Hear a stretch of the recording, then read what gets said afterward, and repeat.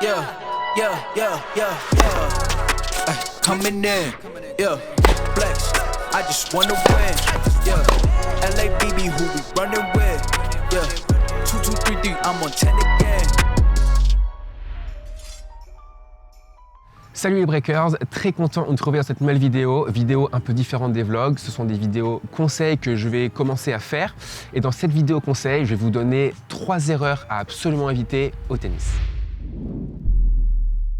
La première erreur, c'est une erreur que j'ai faite quand j'étais jeune et qui m'a suivi pendant quelques années évidemment. Même, je pense que je peux le dire, encore maintenant, j'ai encore un peu peur de ça et c'est une erreur.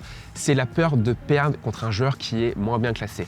Exemple, j'étais 15-3, je jouais à 15-5, j'avais peur de perdre. Pourquoi? Parce qu'on a en tennis et en France ce système de classement qui fait qu'on ne doit absolument pas perdre en contre et absolument gagner en paire pour pouvoir monter dans l'échelle du classement. La première solution que j'ai à vous apporter, c'est qu'il faut que vous redéfinissiez le mot succès. Pour vous, un match, c'est quoi? Est-ce que c'est simplement une victoire ou une défaite? Ou est-ce que c'est un moyen de progresser en fonction d'objectifs que vous allez vous mettre en tête et que vous allez essayer de mettre en place durant le match pour progresser, pour vous améliorer et pour être meilleur de jour en jour. Par exemple, fixez-vous des objectifs dans votre match de tennis. Je dois faire 10 coups gagnants en coup droit. Je dois faire 10 montées au filet et avoir 7 succès. Je dois faire 5 aces, je dois avoir 80% de première balle dans le cours. Ça, c'est important.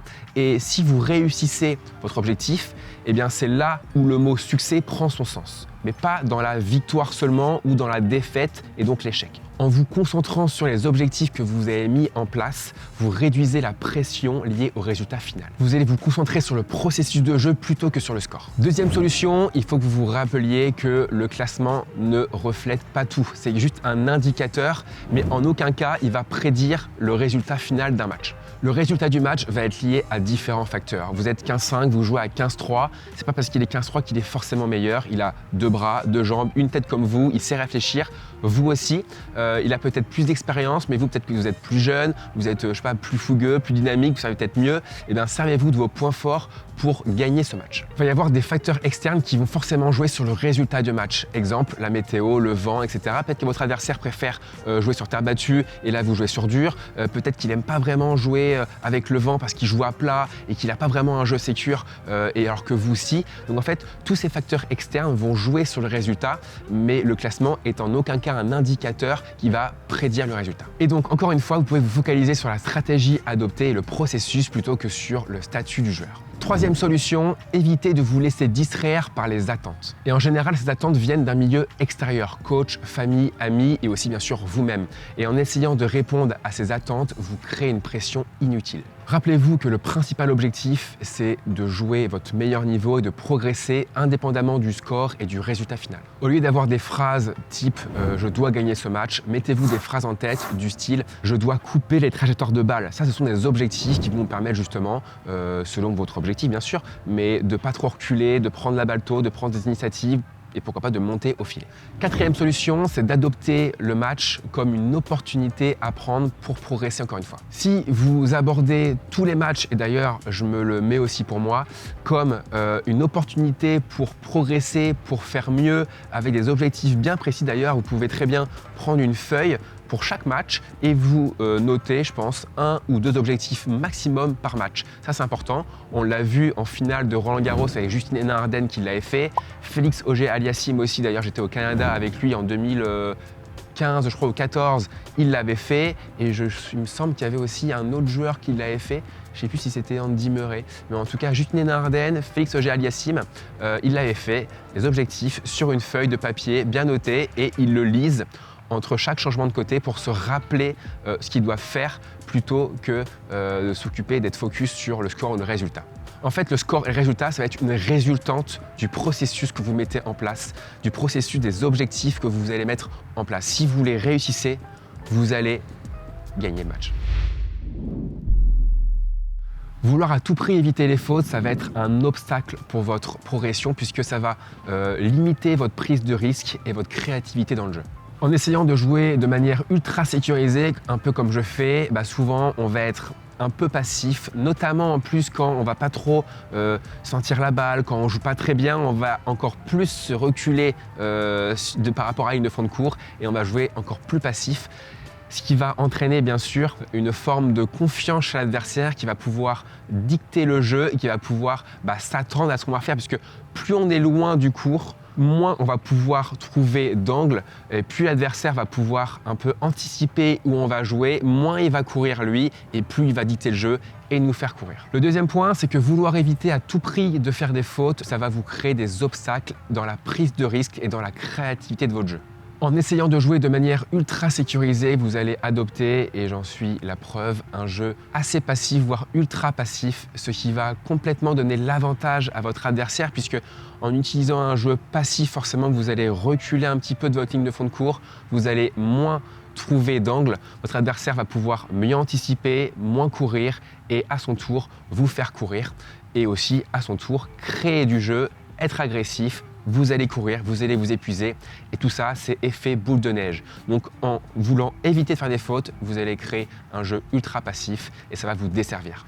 Le troisième point, c'est que ça peut aussi vous bloquer mentalement, entraînant une tension excessive et donc du coup, vos coups vont être moins puissants, moins fluides et ça m'arrive ça aussi en match. Souvent d'ailleurs, en début de match, quand je suis un peu tendu, quand je suis un peu crispé, quand j'ose pas encore trop taper fort dans la balle, de peur justement de faire des fautes, et je ressens tout de suite que mes coups sont beaucoup moins fluides, quelques petits bois par-ci par-là et donc forcément l'adversaire ça il le ressent et c'est pas bon. Et quatrième point, en compétition les meilleurs joueurs sont souvent ceux qui savent quand et comment prendre des risques calculés. Pour progresser, il faut donc accepter un niveau certain de risque et apprendre à équilibrer la sécurité et l'audace. Et la troisième erreur à absolument éviter au tennis, c'est l'effet Pygmalion ou encore les prophéties autoréalisatrices. Alors l'effet Pygmalion, c'est quoi? Ce sont des croyances initialement fausses qui vont s'avérer vraies sur le simple fait d'y croire. L'effet Pygmalion s'appuie sur des concepts largement étudiés et bien connus, notamment dans le sport et dans la psychologie sociale. Et je l'ai moi-même étudié en 2011, en STAPS, en deuxième année, et ça m'a permis de déceler des critères qui vont influencer directement sur notre performance. Donc les différents critères qui vont influencer votre performance, on va avoir le classement au palmarès. Forcément, vous êtes 15-5, vous jouez un 15-3, vous allez vous dire, ça va être compliqué. Encore plus, si le mec va gagner 5 fois 15-2, vous allez vous dire, ouais, ça va être injouable. L'apparence physique du joueur, si vous jouez un mec qui fait 2,03 m et qui est baraque, vous allez forcément vous dire il va avoir un super service, un gros service. Du coup, vous, inconsciemment, vous allez reculer votre position au retour, vous allez perdre 2 mètres. Ce qui va faire quoi? Vous allez ouvrir du coup les angles. Donc même si les mecs serrent pas forcément mieux, il va gagner en angle, il va pouvoir faire plus de slice ou plus de services extérieurs. Vous allez jouer de manière un peu craintive, un peu crispée, donc vous allez moins bien retourner, un peu plus de bois, etc. Vous allez jouer les fesses en arrière, enfin bref, c'est une catastrophe. Finalement, au bout d'un set, vous vous rendez compte que ce mec, finalement, il n'est pas très bien coordonné, il n'a pas un super rythme au service et il ne sert pas forcément à l'acier en fait. Et donc vous allez avancer votre position, vous allez retourner de manière plus fréquente, de manière plus constante et d'une meilleure manière, plus longue, etc. Et finalement, vous allez vous rendre compte qu'en fait, vous allez gagner des points au retour, vous allez les breaker et qu'en fait, c'était des croyances initialement fausses qui sont avérées vraies sur un set, mais finalement, vous avez réussi à déjouer un peu le truc. Et moi, je trouve que les champions qu'on voit à la télé, Alcaraz, Sinner, Tsitsipas, Medvedev, eux, ils n'ont pas trop cet effet Pygmalion, je trouve. Et j'ai un exemple concret, c'est Tsitsipas qui, en 2019, joue pour la première fois Roger Federer à l'Open d'Australie. Je crois que c'était en quart de finale, ça je suis pas sûr, du coup du Grand Chelem. Et il le bat, je crois, en 4-7. Et je me dis, mais à quel moment ce gamin de 20 ans, je crois à l'époque, joue un quart de finale de Grand Chelem contre Federer, qui était à l'époque, je sais pas si c'était numéro mondial, mais à l'époque c'était le mec qui avait le plus de Grand Chelem. À quel moment il vient battre Federer en Grand Chelem, première confrontation? Et j'ai trouvé ça franchement incroyable. Et je pense que moi, si ça avait été mon cas, jamais j'aurais gagné Federer si j'avais été Tsitsipas, quoi. Parce que effet Pygmalion, c'est Federer, le statut, les grands chelems, le palmarès, l'historique, voilà. Moi, je pense que c'est ça. Donc l'effet Pygmalion, les champions, je pense, l'ont pas ou l'ont beaucoup moins ou le gèrent beaucoup mieux. Voilà pour la vidéo conseil des breakers, j'espère que vous avez kiffé. Bien évidemment, il y aura une partie 2, 3, 4 en fonction des erreurs d'ailleurs que vous allez pouvoir me dire en commentaire aussi, des erreurs que vous faites vous et que vous voulez éviter. J'aurai forcément des solutions à apporter. J'espère que vous avez kiffé. Le petit pouce et abonnez-vous à la chaîne des breakers. On se dit à bientôt, salut. Et en fait les breakers, restez là parce que j'ai oublié de vous dire un truc super important. En 2020, j'avais créé des formations en ligne avec mon frère Arthur, ça avait cartonné et depuis quelques semaines, quelques mois, sur Instagram ou par mail, j'ai reçu des messages comme quoi vous vouliez que j'en refasse. Je vais en refaire normalement en décembre, c'est en projet, juste avant l'Open de Caen, je vais en refaire. Donc en description, vous avez un lien, vous mettez votre mail, comme ça vous serez averti dès qu'on en ressort. Voilà les breakers, allez, salut tout le monde.